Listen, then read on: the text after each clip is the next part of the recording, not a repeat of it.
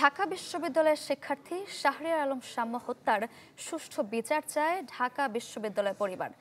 দুপুরে ছাত্র সমাবেশে যোগ দিয়ে উপাচার্য ডক্টর অধ্যাপক নিয়াজ আহমেদ খান বিশ্ববিদ্যালয় ক্যাম্পাসে বহিরাগতের প্রবেশ নিয়ন্ত্রণে সবার সহযোগিতা চেয়েছেন। এ সময় শাম্যর ভাই অভিযোগ করেন, রাজনৈতিক ফায়দা হাসিলের জন্য সামাজিক যোগাযোগ মাধ্যমে শাম্যের চরিত্র হননের চেষ্টা চলছে। এর নিন্দা জানিয়ে তিনি বলেন, বিচার নিশ্চিত করতে গিয়ে যেন নিরীহ কাউকে ফাঁসানো না হয়। এরপর সমাবেশ শেষে শাহবাগ থানা ঘেরাও করেন শিক্ষার্থীরা। শাম্য হত্যায় জড়িতদের গ্রেপ্তারে শুক্রবার ৪৮ ঘন্টার মধ্যে আলটিমেটাম দেয় শিক্ষার্থীরা।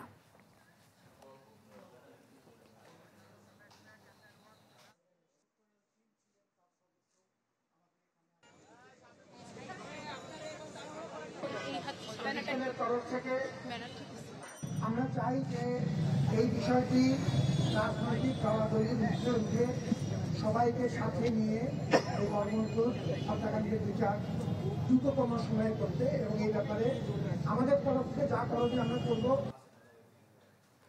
দর্শক, শাম্য হত্যার প্রতিবাদে শাহবাগ থানা ঘেরাও করেছে ঢাকা বিশ্ববিদ্যালয়ের শিক্ষার্থীরা। চলছে ব্রিফিং, আমরা চলে যাব সেখানে। আমরা এখন ওনার কথা উনি আমাদেরকে আশ্বস্ত করবেন, তারপরে তোমরা কি পদক্ষেপ নেবে। আমরা কিন্তু শিক্ষকরা কিছুই খেতে যাই। আপনি আমাদেরকে যে আশ্বস্ত করবেন আমার শিক্ষার্থীদের, ওরা যেন পজিটিভ কিছু নিয়ে ফিরে যাচ্ছে এবং ওনার কথা দিয়ে আমরা শেষ করি। কারণ থানা অন্যান্য কার্যক্রম আছে, আমাদের কারণে আবার আরেকটা অপরাধী হয়তো বা কোনো কারো সাহায্য লাগতে পারে, সেটা গেল। আমি যেটা বললাম, এখন হাইকোর্ট আমাকে 6 দিন টাইম দিয়েছে, ঠিক আছে। আমার এটা এর অ্যাসেসর যারা আছে এই মামলা সলভ করার জন্য আমাকে কিন্তু হাইকোর্ট 6 দিন টাইম দিয়েছে। আমরা চাচ্ছি যে আপনারা এই 6 দিন একটু ধরে থাকেন, ইনশাল্লাহ আমরা এই টোটাল ঘটনা আমরা সলভ করতে পারবো, ঠিক আছে।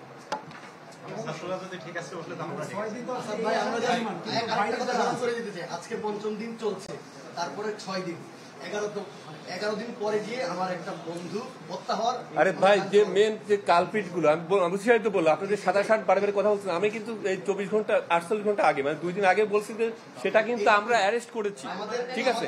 এখন একটা হত্যাকাণ্ড হয়েছে, আমরা কিন্তু যে ক্রিমিনাল গুলো মেন ক্রিমিনাল ডিস্টার্ব করে তাকে কিন্তু আমরা অ্যারেস্ট করেছি, ঠিক আছে। আরো যারা আছে তাদেরকেও আমরা অ্যারেস্ট করবো। তার জন্য আমি কিন্তু আপনাদের সবাই সহায়তা চেয়েছি। বলেন। হ্যাঁ, গতকালকে ডিএনপির একটা টিম হচ্ছে দেখা করেছে মাননীয় স্যারের সাথে। তাদের থেকে আশ্বাস দেওয়া হচ্ছে শাম্যর ব্যাপারটা বিশেষ ট্রাইব্যুনালে দেওয়া হবে। এটা আপনাদের থেকে আমরা এটা আমাদের দাবি যে আপনারা এটা আপনাদের সর্বোচ্চ চেষ্টা করবেন যেন এটা বিশেষ ট্রাইব্যুনালে যায়। আমরা চাই না ভাই, আমি যখন আরো 10 বছর পরে গিয়ে আমি দেখবো আমার ভাইয়ের মৃত্যু বিচার হচ্ছে। আসিয়ার বিচার যদি ভাই 3 মাসের মধ্যে হতে পারে, তাহলে শাম্যর বিচারও 3 মাসের মধ্যে হতে পারে। শুধু আপনাদের সদিচ্ছা দরকার। আমরা এটা দাবি ভাই আমাদের কাছে। এটা কিন্তু আরো বেশি করার জন্য আমরা কিন্তু এটা ডিবিতে যাচ্ছে মামলাটা, বুঝতে পারছেন। অলরেডি আজকে চিঠি আসছে, আজকে চলে যাবে এটা নিয়ে। দর্শক, শাম্য হত্যার প্রতিবাদে শাহবাগ থানা ঘেরাও করেছে ঢাকা বিশ্ববিদ্যালয়ের শিক্ষার্থীরা। পুলিশ কর্মকর্তা ব্রিফ করছিলেন, আমরা সরাসরি যুক্ত ছিলাম সেখানে। বিএনপি নেতা ইশরাক হোসেনকে ঢাকা দক্ষিণ সিটি কর্পোরেশনের মেয়র গেজেট প্রকাশ করার পরও শপথের জন্য না ডাকায় ৪র্থ দিনের মতো বিক্ষোভ কর্মসূচি পালন করছেন তার কর্মী সমর্থকরা। যোগ দিয়েছে বিএনপি সহ অঙ্গ সংগঠনগুলো। রোববার সকাল থেকে নগর ভবনের সামনে অবস্থান নেন ইশরাক সমর্থকরা। বিভিন্ন এলাকা থেকে খণ্ড খণ্ড মিছিল নিয়ে আসেন তারা। এ সময় নগর ভবনের প্রধান ফটক বন্ধ করে দেওয়া হয়। বিভিন্ন কার্যালয়ে তালা দেয়ায় কর্মকর্তা কর্মচারীরা অফিসে আসলেও কোনো কাজ করতে পারছেন না। ভিতরে আইন শৃঙ্খলা রক্ষাকারী বাহিনীর সদস্য মোতায়েন করা হয়েছে। এতে নগর ভবনের সামনের সড়কে জাল চলাচল বন্ধ রয়েছে।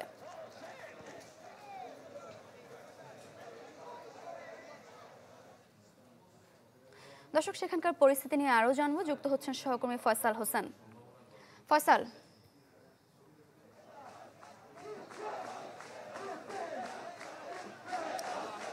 আমি এখন নগর ভবনের সামনে আছি। এখানে প্রায় ঘন্টা খানিক বিরতি দিয়ে আবারও কিন্তু আন্দোলন করছে এইখানে যারা ইশরাক হোসেন সমর্থক তারা, এবং তাদের যে দাবি সেটি হচ্ছে যে এই নগর ভবনের যে প্রধান হিসাবে তাকে দায়িত্ব দেওয়া হোক, অর্থাৎ সিটি কর্পোরেশন দক্ষিণের মেয়র হিসেবে যে হাইকোর্টের রায়টি আছে সেই রায়ের পুনর্বহাল চাচ্ছে এবং ইশরাক হোসেনকে এই নগর ভবনের দায়িত্ব দেওয়ার জন্য তারা এই আন্দোলন করছে এবং বেশ কয়েকদিন ধরে আন্দোলন করছে। তার প্রেক্ষিতে কিন্তু আজকে সকাল থেকে অর্থাৎ সকাল 9টা থেকে এই আন্দোলন তারা শুরু করেছে এবং 11টা পর্যন্ত আন্দোলন করার পরে তারা এখান থেকে কিছুটা বিরতি দিয়ে আবারও কিন্তু আন্দোলনে বসেছে এবং এই আন্দোলনে বসার ফলে এর আশেপাশের সব রাস্তা বন্ধ হয়ে গেছে। গুলিস্তান থেকে যে গাড়িগুলো এই নগর ভবনের সামনে দিয়ে পুলিশ হেডকোয়ার্টার্স হয়ে সচিবালয়ের দিকে যায় সেই গাড়িগুলি কিন্তু এখন আর যেতে পারছে না, অর্থাৎ নগর ভবনের সামনের রাস্তাটাকে তারা বন্ধ করে রেখেছেন এবং তারা দাবি জানাচ্ছেন সরকারের শীর্ষ পর্যায়ের, এখন অন্তর্বর্তীকালীন সরকারের শীর্ষ পর্যায়ের যে উপদেষ্টারা আছেন অর্থাৎ আসিফ মাহমুদ এবং আইন উপদেষ্টার পদত্যাগ দাবি করছেন এবং একই সাথে যেই কোর্টের যে রায় আছে সেই রায়টি বহালের দাবি জানাচ্ছেন। তারা বলছেন যতক্ষণ পর্যন্ত এই ইশরাক হোসেনকে এই নগর ভবনের দায়িত্ব না দেওয়া হবে, অর্থাৎ সিটি কর্পোরেশনের মেয়র হিসেবে নির্বাচিত না করা হবে, ততক্ষণ পর্যন্ত তাদের এই আন্দোলন কিন্তু অব্যাহত থাকবে। এই ছিল মূলত এই নগর ভবনের সামনে থেকে সর্বশেষ পরিস্থিতি। ফয়সাল, ধন্যবাদ আপনাকে। দর্শক, নগর ভবনের সামনে থেকে যুক্ত হয়েছিলেন সহকর্মী ফয়সাল হোসেন। শিক্ষক থেকে শিক্ষার্থী, রিকশা চালক থেকে ডাক্তার, এখন আবার মেয়রের শপথ নেয়ার দাবিতেও আন্দোলন চলছে ঢাকার রাজপথে। অচল অবস্থায় দক্ষিণ সিটির নগর ভবনের কার্যক্রম। 5 বছর আগের প্রশ্নবিদ্ধ নির্বাচনে ইশরাক হোসেনের মেয়রের দায়িত্ব নিতে চাওয়ার যৌক্তিকতা নিয়েও উঠছে প্রশ্ন। নির্বাচন বিশ্লেষকরা বলছে দেশে যতটুকু আইন আছে তারও সঠিক প্রয়োগ নেই, তাতে জটিল হয়েছে পুরো বিষয়টি। আশরাফুল আলম আকাশের রিপোর্ট। 2020 সালের 1 ফেব্রুয়ারি ঢাকা দক্ষিণ সিটি নির্বাচন ছিল প্রশ্নবিদ্ধ। ভোট পড়ে 30%-এরও কম। পরে ভোট কারচুপি ও অনিয়মের অভিযোগে ফলাফল প্রত্যাখ্যান করে বিএনপি। তবে জুলাই অভ্যুত্থানে ক্ষমতার পট পরিবর্তনে বদলে গেছে দৃশ্যপট। 5 বছর আগের মামলায় গেল 27 মার্চ আদালতের রায়ের পর 27 এপ্রিল বিএনপি নেতা ইশরাক হোসেনকে ঢাকা দক্ষিণ সিটি কর্পোরেশনের মেয়র ঘোষণা করে গ্যাজেট প্রকাশ করে নির্বাচন কমিশন। কিন্তু গ্যাজেট প্রকাশের 20 দিন পার হলেও ইশরাকের শপথের আয়োজন হয়নি, জানিয়ে ক্ষোভ প্রকাশ করে আন্দোলনে নেমেছেন তার সমর্থকেরা। ইঞ্জিনিয়ার ইশরাককে যদি দায়িত্ব না দেওয়া হয় আমরা নগর ভবনের সকল কর্মকাণ্ড বন্ধ করে দেব। আমি ধানের শীষে চাপ দিলে জায়গা হলো নৌকাতে, যেটাতে আমি চাপ দিই, আমরা ভোট দিতে পারি নাই। আওয়ামী লীগ বাদে প্রায় প্রতিটি রাজনৈতিক দল বিগত সময়ের সব নির্বাচনকে অবৈধ বলে অভিহিত করে। সে অবৈধ নির্বাচনের মেয়রের দায়িত্ব নেওয়া কতটা যৌক্তিক তা নিয়েও উঠেছে প্রশ্ন। অবৈধ নির্বাচনকে বৈধতা আদালত দিয়েছেন বিচারিক প্রক্রিয়ার মাধ্যমে, সেটাকে মেনে নিতে হবে। সেটা যদি কেউ মানতে অস্বীকার করে তাহলে ধরে নিতে হবে তারা আদালতকে অবমাননা করছে। যখন আমরা অবৈধ বলছি তখন আমরা সেই যে ফলাফলটাকে সেটাকে আমরা মিন করে অবৈধ বলছি। মেয়রের শপথের ইস্যুকে কেন্দ্র করে চলমান আন্দোলনে অচল হয়ে পড়েছে ঢাকা দক্ষিণের নগর ভবন। তালা দেওয়া হয়েছে প্রতিটি ফটকে। মেয়র হতে মরিয়া ইশরাক হোসেনের দাবি, এই আন্দোলন স্থানীয়দের অধিকার।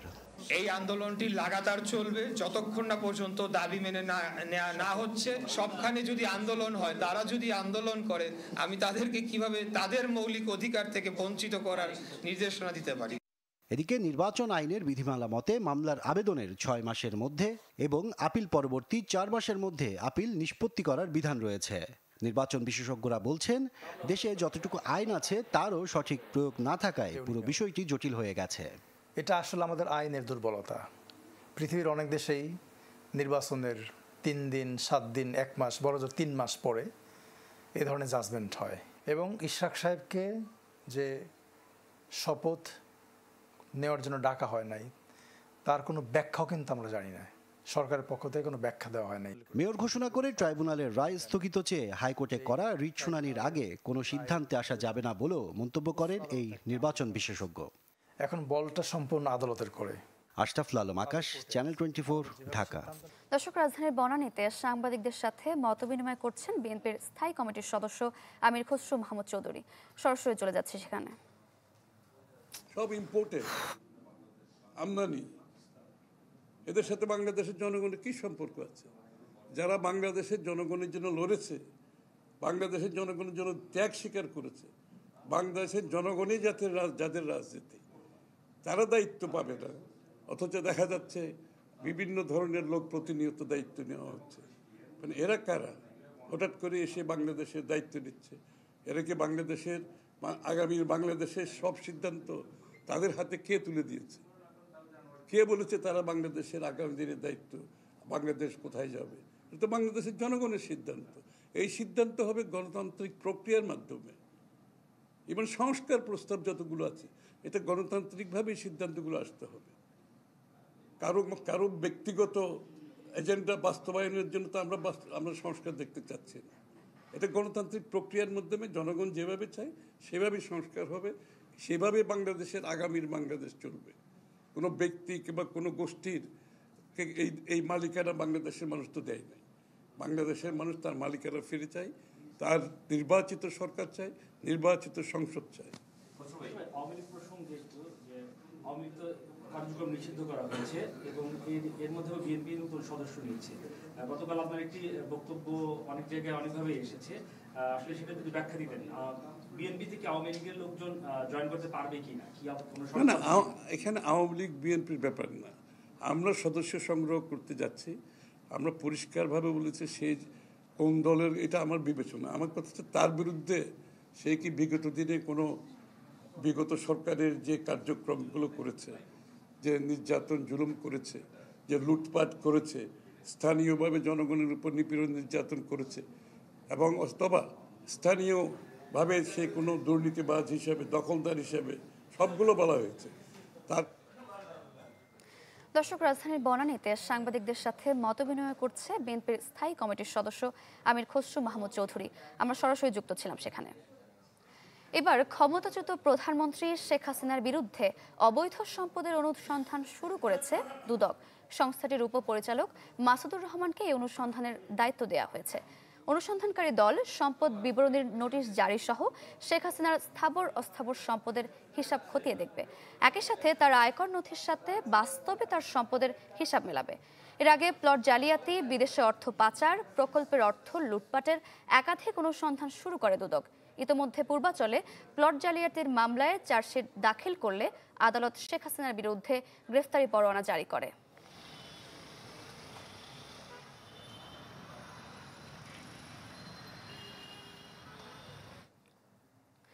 দ্রুততম সময়ে জাতীয় সনদ দেয়া হবে বলে জানিয়েছেন জাতীয় ঐকমত্য কমিশনের সহসভাপতি ডক্টর আলী রিয়াজ।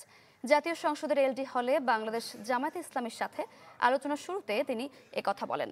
জানান, প্রাথমিক পর্যায়ের আলোচনা শেষ হবে আজ, দ্বিতীয় ধাপের আলোচনাতেও অনেক কিছু থাকবে। জামায়াতে ইসলামের প্রতিনিধি দলের নেতারা জানান, বেশ কিছু জায়গায় তারা মত পরিবর্তন করেছেন, হচ্ছে ঐক্যমত।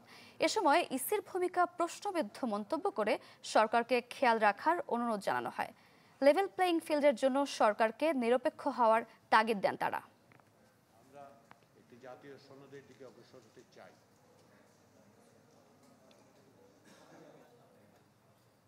দর্শক, বলছিলাম জাতীয় সংসদের এলডি হলে ফের ঐকমত্য কমিশনের সাথে বৈঠকে বসেছে জামায়াত। সেখান থেকে আরো জানাতে যুক্ত হচ্ছেন সহকর্মী জুমাতুল বিদা। বিদা,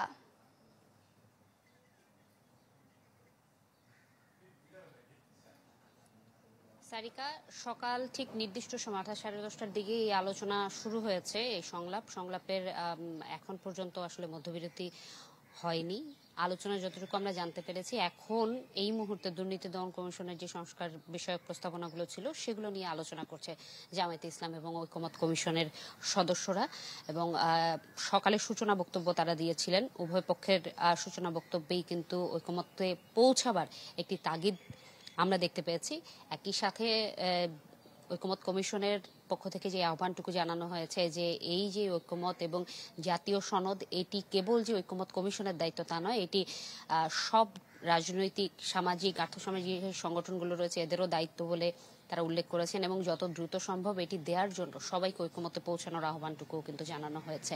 এবং এই ঐকমত্যে পৌঁছানোর জন্য যে ধরনের আলাপ আলোচনা চলছে সেটি প্রাথমিক পর্যায়ে আজকে জামায়াতে ইসলামের মধ্য দিয়ে প্রথম ধাপের আলোচনা শেষ হয়ে দ্বিতীয় ধাপের আলোচনায় কি কি থাকবে, সম্ভাবনা, গুরুত্বের জায়গাগুলো তুলে ধরার চেষ্টা করা হয়েছে। অন্যদিকে জামায়াতে ইসলামের কথা যদি উল্লেখ করি, তারা কিন্তু জানিয়েছেন যে অবাধ, সুষ্ঠু, নিরপেক্ষ নির্বাচনের যে পরিস্থিতি সেটি এখন বিরাজ করছে না।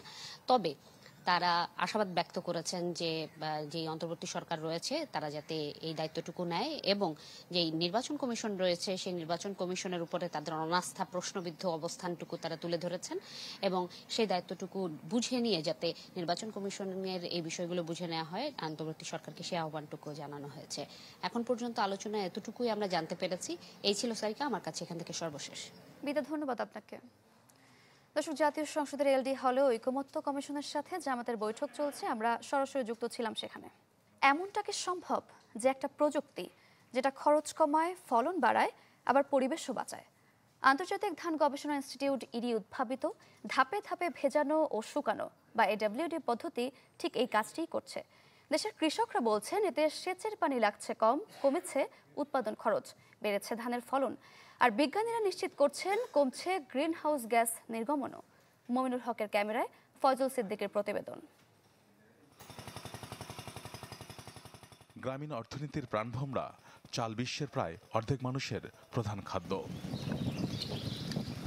এই বিশাল অবদানের পরও গ্রিনহাউস গ্যাস নির্গমন করে পৃথিবীর গায়ে জ্বালা ধরানোর দায়ে পরিবেশবাদীদের কাছে খলনায়ক। বিশ্বের তৃতীয় বৃহত্তম চাল উৎপাদক হিসাবে মিথেন নির্গমনের দায় এড়ায়নি বাংলাদেশও। বেরির যে গবেষণা ফলাফল সেখানে দেখা গেছে যে মিথেন এমিশন 150 থেকে 350 কেজি পার হেক্টর পার সিজন, এটা বিভিন্ন ফ্যাক্টরের উপর ডিপেন্ড করে। তাই বাংলাদেশ বেছে নিয়েছে জলবায়ু পরিবর্তনে ভবিষ্যতের ধান চাষ প্রযুক্তি এডব্লিউডি পদ্ধতি, যার আওতায় এসেছে কমপক্ষে 50,000 হেক্টর বোরোর ক্ষেত। এই পদ্ধতিতে থই থই পানির পরিবর্তে নির্দিষ্ট সময় পর পর জমিকে 15 সেন্টিমিটার পর্যন্ত শুকিয়ে আবার 5 সেন্টিমিটার ভেজানো হয়, ফলে মিথেন তৈরির জীবাণুর বিস্তার কমে যায়। তবে চারা লাগানোর পর সার ছিটানোর সময়, শীষ গঠন ও গাছে ফুল আসার সময় খেতে পানি রাখা বাধ্যতামূলক। আমি যদি সাশ্রয়ী প্রযুক্তি ব্যবহার করে মিথেন 30% মিথেন কম হবে। আর এটা যদি আমরা প্রমাণ করতে পারি উন্নত বিশ্বের সাথে কার্বন ক্রেডিটে গিয়া আমরা আমাদের এই কৃষকরা কিন্তু $1 মিলিয়ন কামাই করার সুযোগ আছে। এই পরিবেশ বান্ধব ও সাশ্রয়ী প্রযুক্তি সাধারণ কৃষকের দোরগোড়ায় পৌঁছে দিতে মাঠ পর্যায়ে কাজ করছে বিভিন্ন আন্তর্জাতিক সংস্থা। Bangladesh engaged to reduce methane by Bangladesh methane নিঃসরণ কমাতে কমিটমেন্ট করেছে। তাদের যে পলিসি আছে, জলবায়ু পরিবর্তনের যে এজেন্ডা আছে, তা বাস্তবায়নে আন্তর্জাতিক সহযোগিতার অংশ হিসেবে আইফাদ কাজ করবে। methane reduction is one of the key aspects. কৃষকরা বলছেন এই পদ্ধতিতে এক ঢিলে 3 পাখি মারছেন তারা, কেননা এতে শুধু পানির অপচয় কমছে না, কমছে খরচ, বাড়ছে ফলন। 33% বিঘে ধরেন 3300 টাকা দিতে হইতো আগে, আর এখন হইলো 1400-1500 টাকা দিতে হয়। এই ভিজা শুকনো পদ্ধতিতে আমরা এই জিনিসটা পালাম যে অরিজিনালে ধানের ফলন বেশি পাই। আর এই পুরো প্রযুক্তিতে কৃষকের সাথে 25 সেন্টিমিটারের একটি ছিদ্রযুক্ত পাইপ। এই পাইপের ব্যবহারের কারণে কৃষকের ধান খেতে সেচের ব্যবহার অর্ধেকে নামিয়ে আনা সম্ভব হয়েছে। একই সাথে জলবায়ুতে গ্রিনহাউস গ্যাস মিথেনের যে নির্গমন সেটিও কমছে বহুলাংশে। তাই সংশ্লিষ্টদের পরামর্শ যত দ্রুত সম্ভব এই ম্যাজিক পাইপের ব্যবহার বাংলাদেশের কৃষিতে ছড়িয়ে দেওয়ার। ফয়জুল সিদ্দিকী, চ্যানেল 24, ঝিনাইদহ। জুলাই আগস্টে রাজধানীর মোহাম্মদপুর ও সাভারের 2 মামলায় 6 আসামিকে ট্রাইব্যুনালে হাজির করা হয়েছে। রোববার সকালে তাদের হাজির করা হয়। এর মধ্যে সাভারে এপিসি থেকে ফেলে ইয়ামিন হত্যা মামলায় 4 জন ও মোহাম্মদপুরে প্রকাশ্যে গুলি করে হত্যার অভিযোগে আনসার সদস্য ওমর ফারুক সহ 2 জনকে ট্রাইব্যুনালে হাজির করা হয়েছে। এর আগে পুলিশের এপিসি থেকে ফেলে দেয়া আসহাবুল ইয়ামিনকে হত্যার ঘটনায় সাবেক পুলিশ সদস্য সোহেল, আওয়ামী লীগ নেতা সাইদুর রহমান সুজন ও জাকির হোসেন সহ 10 জনের বিরুদ্ধে গ্রেপ্তারি পরোয়ানা জারি করেছিল আন্তর্জাতিক অপরাধ ট্রাইব্যুনাল। এদিকে বৈষম্য বিরোধী ছাত্র আন্দোলনের সময় খুব কাছ থেকে গুলি করে রাজু আহমেদ নামে এক কিশোরকে খুনের ঘটনায় সাবেক আনসার সদস্য ওমর ফারুককে কারাগারে পাঠানোর নির্দেশ দিয়ে আজ মামলার শুনানি দিন ধার্য করে ট্রাইব্যুনাল। ভারতের হায়দ্রাবাদের চারমিনারের কাছে একটি বহুতলা ভবনে অগ্নিকাণ্ডের ঘটনায় প্রাণ গেছে শিশুসহ অন্তত 18 জনের। ভোর 6:30 নাগাদ গুলজার হাউজের কাছে একটি 3তলা ভবনে আগুন লাগে। ভবনটির নিচতলা থেকে আগুনের সূত্রপাত হলেও তা দ্রুতই ছড়িয়ে পড়ে পুরো ভবনে। ঘনবসতিপূর্ণ এলাকায় উদ্ধার কাজে বেগ পেতে হচ্ছে দমকল কর্মীদের। উদ্ধার করা হয়েছে বেশ কয়েকজনকে। অগ্নিকাণ্ডের কারণ এখনও জানা যায়নি। এই ছিল দুপুর 1টার খবরে। এতক্ষণ সাথে থাকার জন্য ধন্যবাদ সবাইকে।